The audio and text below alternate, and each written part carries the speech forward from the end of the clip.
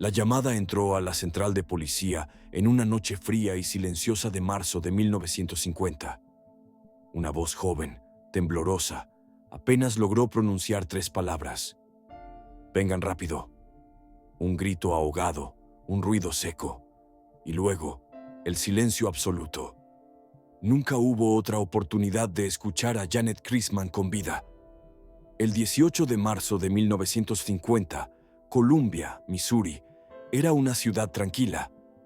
Esa noche la lluvia golpeaba suavemente los tejados mientras los vecinos se refugiaban en sus casas. En una vivienda de las afueras, una adolescente de apenas 13 años se preparaba para pasar unas horas cuidando a un niño mientras sus padres salían.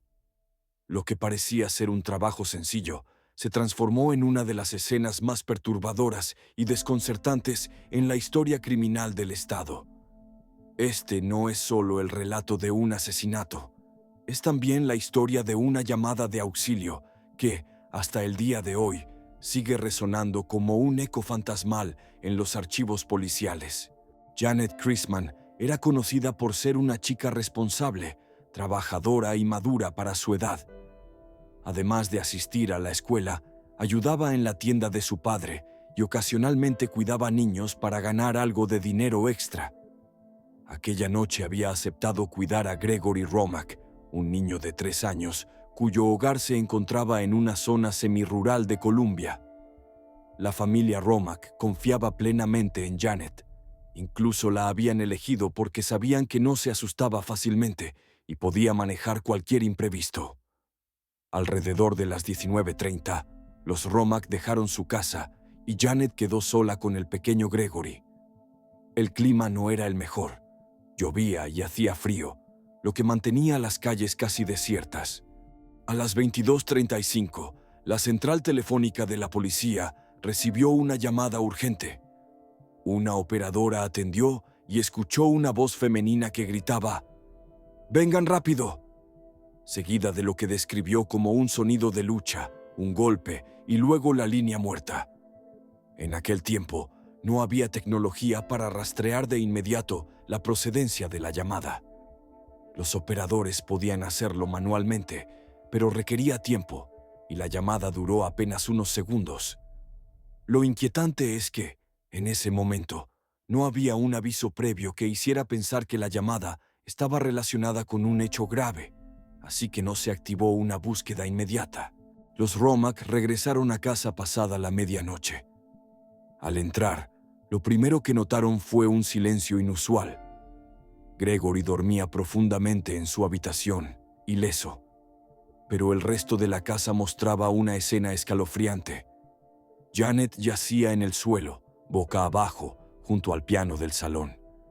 Había sido estrangulada con un cable eléctrico y apuñalada repetidas veces. Su ropa estaba rasgada y presentaba signos claros de agresión sexual.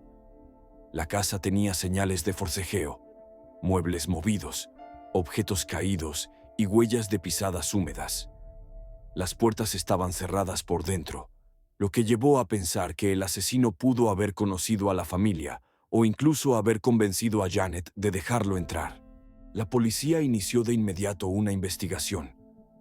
Entre los sospechosos, uno llamó especialmente la atención: Robert Mueller, un amigo cercano de la familia Romack y veterano de la Segunda Guerra Mundial. Mueller había demostrado un interés inapropiado en Janet en el pasado, haciendo comentarios sobre su apariencia y preguntando cuándo volvería a cuidar al pequeño Gregory. Aquella noche, Mueller afirmó que había estado en casa con su esposa, pero las horas que podía comprobar no coincidían del todo con el intervalo del asesinato. Además, conocía bien la casa y sabía cómo entrar sin forzar las cerraduras. Los investigadores consideraron que el asesino había actuado con rapidez y violencia, probablemente intentando someter a Janet desde el primer momento.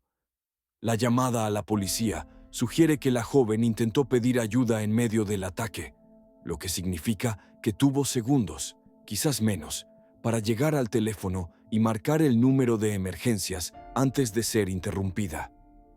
Los análisis forenses de la época eran limitados.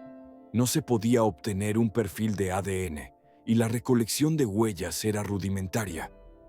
Se encontraron fibras y cabellos, pero no se pudo establecer un vínculo concluyente con ningún sospechoso. Lo que desconcertó a los investigadores fue que Gregory, el niño, no despertó en ningún momento, a pesar de la evidente lucha. Se cree que el ataque pudo haberse concentrado en la planta baja, lejos de su habitación, y que el ruido de la tormenta amortiguara los sonidos. También se barajó la posibilidad de que el asesino evitara acercarse al niño para no complicar su huida. Si este caso te está intrigando, no olvides suscribirte a La Lupa del Crimen para no perderte más casos. Con el tiempo, la figura de Robert Mueller siguió apareciendo en los informes. Varios vecinos declararon que lo habían visto merodeando por la zona en noches anteriores. También se supo que había hecho comentarios extraños sobre Janet después de su muerte, refiriéndose a su belleza en un tono perturbador.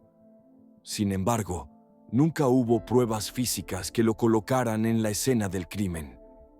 La policía trató de presionarlo en varios interrogatorios, pero siempre logró mantenerse dentro de un marco de respuestas evasivas sin autoincriminarse. En 1950, los límites legales y tecnológicos hicieron que este crimen quedara congelado. No existían bases de datos centralizadas y la recolección de pruebas era deficiente según los estándares actuales. Décadas después, algunos investigadores han intentado reabrir el caso revisando la evidencia original con técnicas modernas, pero se enfrentan a un problema. Gran parte de las pruebas físicas se perdieron o degradaron con el tiempo. Hay teorías que señalan que el asesino pudo haber sido alguien de paso, un trabajador viajero que aprovechó la oportunidad al ver la casa aislada y una joven sola. Otros creen que el crimen tuvo una motivación sexual planificada y que el atacante conocía de antemano que Janet estaría allí esa noche. La llamada a la policía sigue siendo el elemento más sobrecogedor. Un grito breve, cargado de desesperación, interrumpido para siempre por la violencia. El asesinato de Janet Christman dejó una marca profunda en la comunidad de Columbia. Las familias comenzaron a desconfiar de dejar a sus hijas solas y se reforzaron medidas de seguridad en las casas.